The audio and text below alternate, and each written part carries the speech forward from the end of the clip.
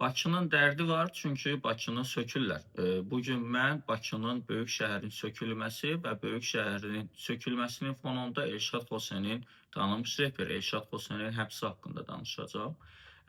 Bu günlərdə ictimaiyyətdə, ölkə gündəmində, həm də elə hökumət mediada birinci olaraq Elşad Xosenin 15 günlük müddətində inzibati qaydada həbs olunması xəbəri yayıldı və bu aşağı-yuxarı hamıya bəlli oldu ki, bir neçə gün öncə 2025-ci ilin son günləri idi, hətta mən səhv xatırlamıramsa, Elşad Xose böyük şəhərin sökülməsi ilə bağlı bir qısa bir tənqidi video paylaşmışdı öz Instagram səhifəsində və bunu daha sonra müxalif yönlü medialar vasitəsilə də cəmiyyətə çatdırıldı və bu günlərdə də bəlli oldu ki, artıq bir neçə gün bundan öncə hətta Elşad Xose həbs olunub, sadəcə indi mətbuata açıqlanır bu. Və gördüyünüz kimi Azərbaycanda təkcə jurnalistlər, təkcə siyasi fəaliyyətlə məşğul olanlar, ictimai aktivistlər, siyasi aktivistlər və yaxud da ki, siyasi partiya nümayəndələri deyil, həm də cəmiyyətin tanıdığı, böyük bir milyonlarla azərbaycanlının tanıdığı, illərin sənətçisi olan təkcə Azrep dinləyiciləri üçün yox, həm də bütün Azərbaycan üçün az qala tanınmış sima, tanınmış ad olan, ictimai xadim hesab olunan, mədəniyyət adamı hesab olunan Elşad Xose də kiçik bir tənqidi videosuna görə artıq 15 sutka həbs olundu. Və bu da artıq Azərbaycanda hüququn, Azərbaycanda ədalətin, Azərbaycanda söz və ifadə azadlığının hansı səviyyəyə qədər gəlib düşdüyünün bariz nümunəsidir. Bu artıq düşmə səviyyəsidir, yəni bu qalxma səviyyəsi deyil. Təbii ki, 15 gün o qədər də uzun müddət deyil və inşallah ki, sağ-salamat tezliklə azadlığa qovuşar. Mövzu təkcə burada Elşad Xose deyil, məsələ fərqlərdə deyil, məsələ dövlətin insanlara, dövlətin öz vətəndaşına yanaşmasındadır, dövlətin öz vətəndaşına tanıdığı söz və ifadə azadlığının, tənqid azadlığındadır ki, bugün Azərbaycan dövləti belə görünür ki, bizlərin heç birimizə, həm də ictimai xadimlərə, həm də sənət adamlarına bu haqqı hələ ki tanımaq, bu haqqı vermək istəmir. Keçək Bakının sökülməsinə. Artıq illərdir davam edən Bakının qədim ərazilərini, Bakımızın, paytaxtımızın tarixi yerlərini söküb yerində daş, beton binalar tikilməsi, Bakı az qala bütövlükdə beton bir şəhərə çevrilib, Bakı Dubayın beton versiyasına dönüb, belə demək olarsa və bütün tarixi yerləri sanki bu hökumət, Yeni Azərbaycan Partiyası qarşısına bir hədəf, bir məqsəd qoyub ki, biz Bakının bütün tarixi yerlərini söküb yerində daş binalar, böyük-böyük iri betonlardan ibarət binalar tikəcəyik və bu söküntülərin də növbəti mərhələsi böyük şəhərdədir artıq. Bayır şəhərdədir, üzr istəyirəm, Bayır şəhəri əhatə edir. Bundan öncə isə təbii ki, Sovetskini və və Sovetskidə nə qədər etirazlar olmasına rəğmən illərdir artıq Sovetskini demək olar ki, bütövlükdə söküb bitirdilər.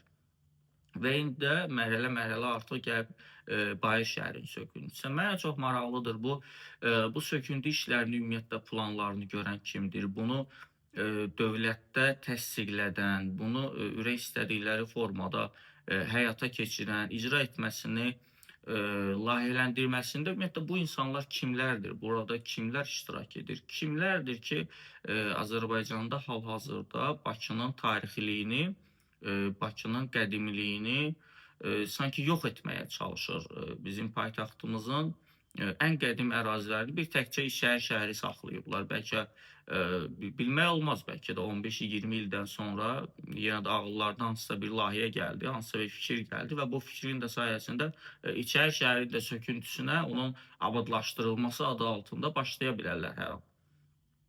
Və bu təbii ki, bu qınanılasıdır, bu ictimai müzakirələrə çıxarılmalıdır, bu parlamentdə düzəməlli müzakirə olunmalıdır, daha düymə basmaq üçün ora göndərilməməlidir. Müzakirə olunmalıdır və paytaxtın tarixiliyini bu qədər artıq söküb, dağıdıb, məhv etmək olmaz.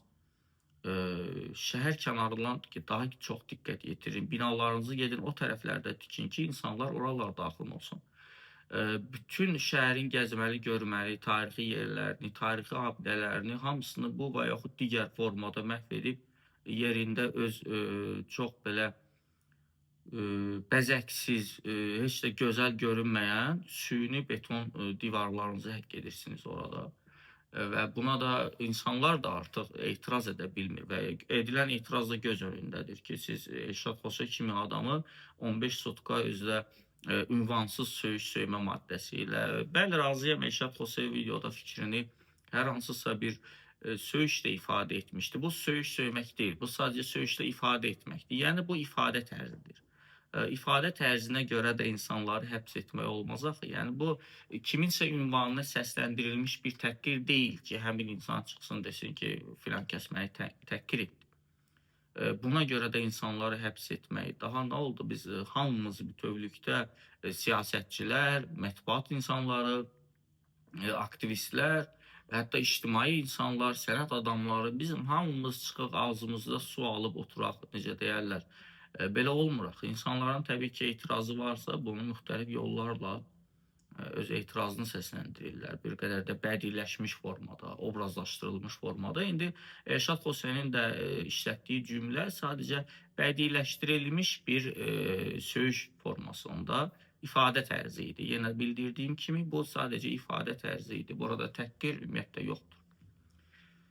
Və görünən budur ki, Azərbaycanda hələ də bu sıxma, boğma siyasəti davam edəcək. Azərbaycanda hələ də və bundan sonra da elə bilmək olmur neçə il ərzində kim ki ağzını açıb hökuməti tənqid edən kimi, onun hər hansısa bir siyasətini tənqid edən kimi, onun iqtisadi siyasətini, onun hətta mədəni siyasətini, onun heç biz hələ xarici siyasətini və daxili siyasətini demirik ki, təbii ki, onları tənqid edənlərin əvvəl-axır necəsə yolu sutkalıbdır və yaxud da həbsdən keçir.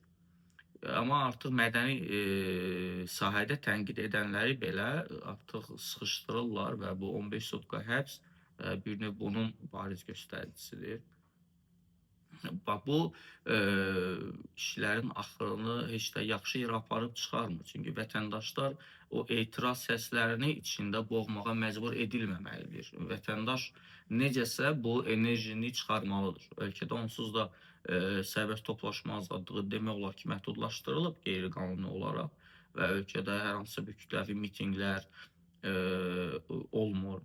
Hətta ümumiyyətlə artıq 5-6 ilə yaxındır ki, ölkədə heç bir etiraz aksiyası belə olmur və bu insanların içində yığılmış bu etiraz müxtəlif sahələrə etiraz fərqi yoxdur. O demək deyil ki, təkcə sizin siyasətinizə etiraz olmalıdır və bunun axırı artıq sosial partlayış həddinə gətirib çıxara bilər. Xüsusilə də biz insanların rifah səviyyəsində nəzərə alsaq, 2026-cı il başlayandan az qala hər şeyin qiyməti qalxır və vergilərin dərəcəsi artır, cərimələr zaten aydındır və bütün bunların fonunda siz hər kiçik belə xırda bir tənqidi belə 15-20 sutka və yaxud 30 sutka həbslə yekunlaşdıracaqsınızsa, bunun axırı heç Yeni Azərbaycan Partiyası iqtidarı üçün heç də xoş görünmür, həm də dövlətin özü üçün, dövlətin öz təməlləri üçün. Amma ümumilikdə bu il baxmayaraq ki, bizdə 2026-cı il memarlıq və yenidən qurma ili prezidentin fərmanına əsasən, sərəncamına əsasən adlandırılır. Bu il 2026-cı ildə belə biz görürük ki, Bayə şəhərin söküntüsü davam edir. Biz hələ bilmirik növbəti aylarda daha hansı ərazilər söküləcək, daha hansı tarixi memarlıq nümunələri söküləcək və Bakının bir növ mədəni işğalı hal-hazırda davam edir. Bu, Bakının dəqiq olaraq artıq mədəni işğalı deməkdir, tarixi işğalı deməkdir. Siz Bakının bütün tarixi abidələrinə əl qoyursunuz və bəzilərini abadlaşdırmaq adı ilə, bəzilərini təmir adı ilə, bəzilərində baxın yenidən qurma adı ilə belə bərbad hala salınır və Bakı mini Dubay olur və Bakı mini Dubayın hətta beton versiyasına dönür. Görək bu işlərin axırı hara kimi gedir, görək Bakıda daha hansı tarixi ərazilər söküləcək.